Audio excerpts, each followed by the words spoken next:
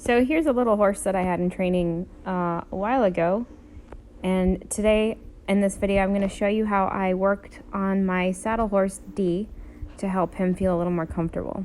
This horse was pretty nervous, pretty touchy, and pretty braced up, and working on the ground wasn't getting me the results that I was looking for, so I decided to help him off of my horse. And working on a saddle horse with another horse can be a really powerful way to help a nervous horse because you have the ability to use your horse to provide comfort. It provides you with a different position. I can get into some spots that he wouldn't let me in on the ground. So here I am just doing a little bit of groundwork with him, but using my horse.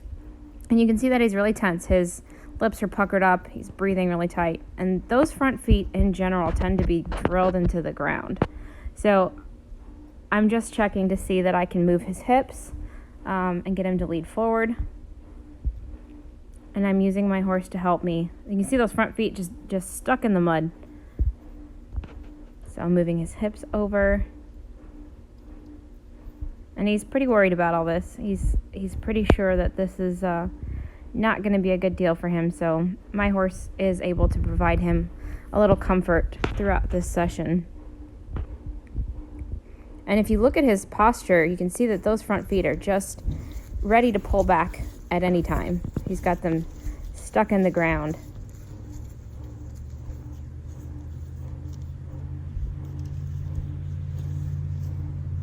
So you can see his tendencies already are to pull back or to be really sticky. A lot of times horses that seem like they won't go are not actually lazy, they're just very braced up. And so that when they do go, it's in a very explosive manner. And that's kind of one of those deals. So I'm using my horse to help loosen him up and help him feel good about moving with a little more fluidity in his body. And he's pretty worried about what I'm looking for here, and all I'm looking to do is just rub him. My horse allows me to get into places that I can't get into safely on the ground.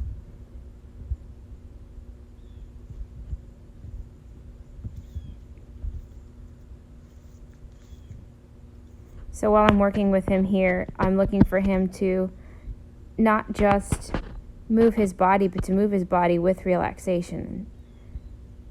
There's our first release. So you can see that he took a big breath. His posture is looking a little different. He's standing a little more square.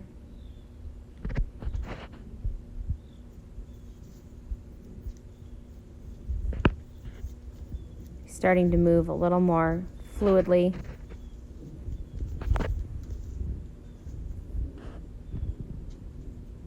It's a big change in breathing happening there.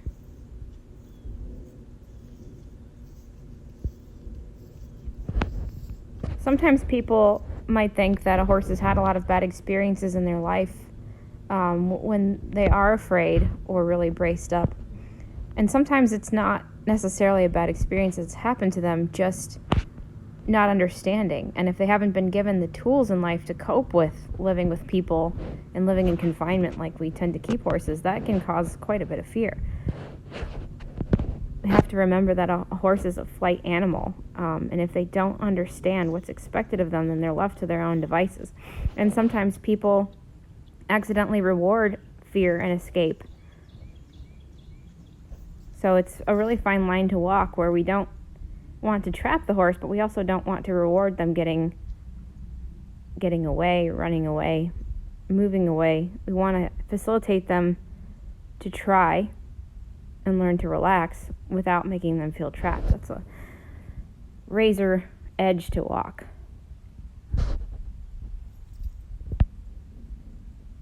There we have a big change in breathing, and the jaw softens. So if the horse's jaw is tight, their entire body is going to be tight. And that's why I'm so willing to wait for these releases to come. Because I found that if I stand around here and wait 5-10 minutes for a release, that just speeds up the whole process later on. If I just go after sheer obedience to start with, then I have problems later on I have to address. I might get him moving in the way that I want, but there's going to be a lot of tension later on, and that's going to come back to haunt me. So I found that if I take my time in the beginning and do this stuff first, things come a lot quicker later. And I'll try to block him from bothering my horse. He might think he needs to be a little steady with her. When I'm working with my saddle horse and another horse, I also have a duty to protect the horse I'm on. I try to keep her out of trouble as much as I can, and she's had horses jump all over her and try to bite her and try to kick her. And so she's pretty solid, but I still try to keep her protected. And from my horse, I can do these little things that might really cause him worry from the ground, like throwing that rope over his back on the ground is just causing him far too much concern. But from my horse, that's a lot easier.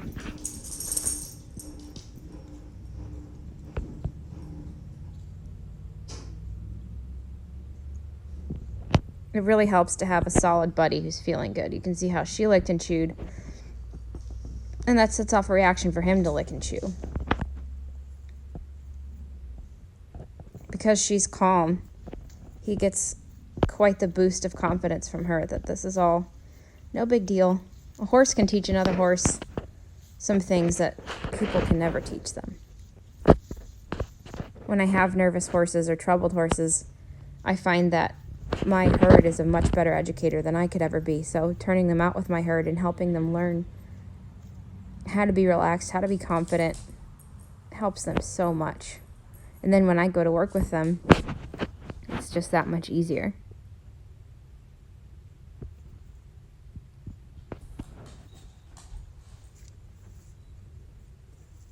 You see those nostrils are just a little pinched up and his jaw's still kind of tight, but he's slowly getting better.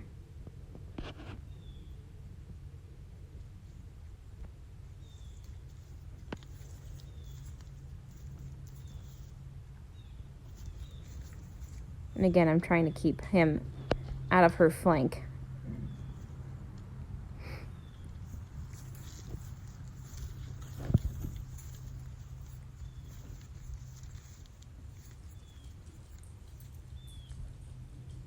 You can really see his tendency to brace up in his shoulders. And again, that's why this is so important, is to teach him how to relax through the jaw so he can relax through his neck, so he can let go of the tension in those shoulders. And not only does it help me work with him and help him be relaxed, but if he's got tight shoulders, his entire body is going to carry tension, and that's going to follow him for the rest of his life. And then you've got physical issues that need chiropractic and massage and body work and all that stuff. So if I can just get him to feel mentally good, I can help him feel physically good as well, and he'll be more comfortable in his riding life. He'll be happier, he'll be more relaxed, but he also will need less maintenance and he'll age better. Dee's pretty confident, but she doesn't put up with a whole lot of nonsense, so she doesn't appreciate having her personal space invaded.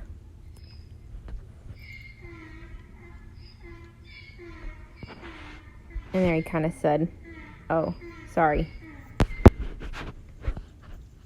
He's kind of learning the rules as he goes too, about what's acceptable and what's not acceptable. This horse has some study tendencies, and she's just not really interested in putting up with it. So that's another reason why working on a horse really helps, because it's coming from her, not me. So I don't have to be the bad guy all the time when it comes to setting boundaries.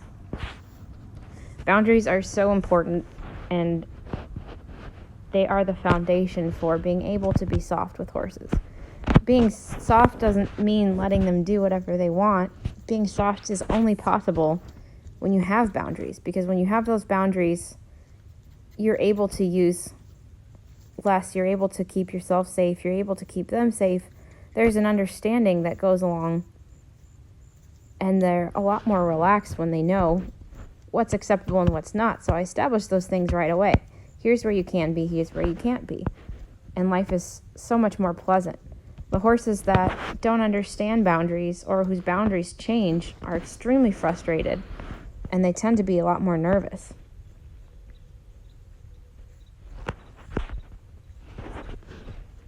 So when people are learning about softness, it's really common for them to think that that means the horse can walk all over you. And again, that's another razor line to walk, because sometimes you blend with them, and sometimes you set pretty clear parameters.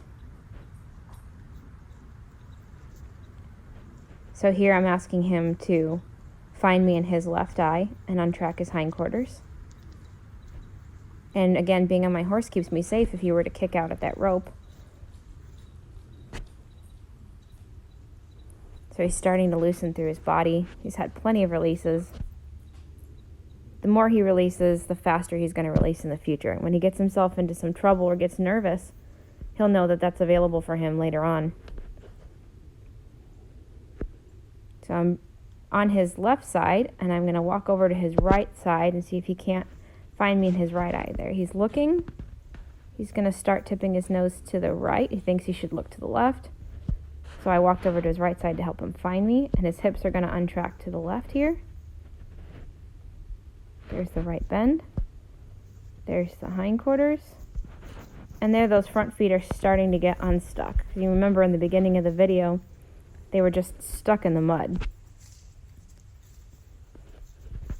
So this little exercise helps him learn to untrack his hindquarters, untrack his front feet, and get loose.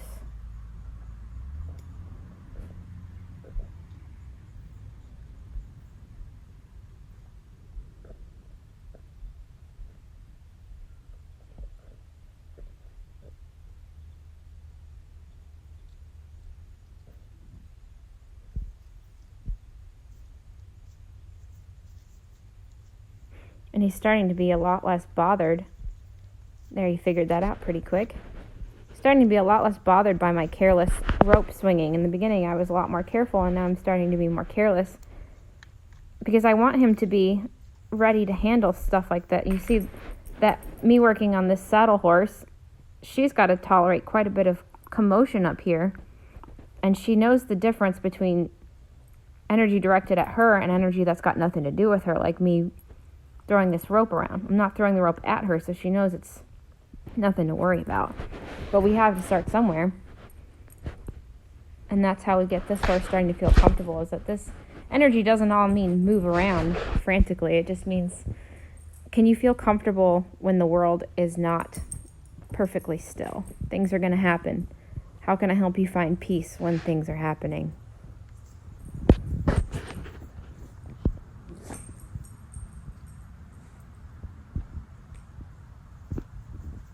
I've got some goats and a donkey next door that he from time to time catches out of his eye and is a little worried about. But you can see that his posture is starting to get a lot softer. He's starting to release a lot quicker. And those front feet have come unglued. So this is a really nice place, I think, to quit him. And thanks to my saddle horse, both of them are feeling pretty good.